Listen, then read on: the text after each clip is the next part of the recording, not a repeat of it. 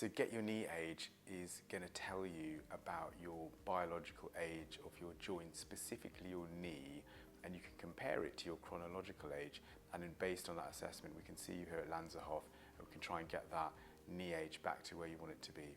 I'm Dr. Arj, I'm a consultant knee and hip surgeon, and my role here as the head of orthopaedics is to keep people away from surgery. It's really interesting when you've answered the questions, you can see whether your knee age is the same as your actual age, whether your knee age is younger or whether it's older. And I've met patients who are in their 40s and their knee age has been in their 60s, and vice versa. I've met patients in their 60s who've had a knee age in their 40s. And it's based on many factors such as your biology, and figure out exactly why your knee age doesn't match your chronological age and exactly which factors we can improve to get you back to where you want. So check it out, there's a form, but there's a website which is www.ortholongevity.ai.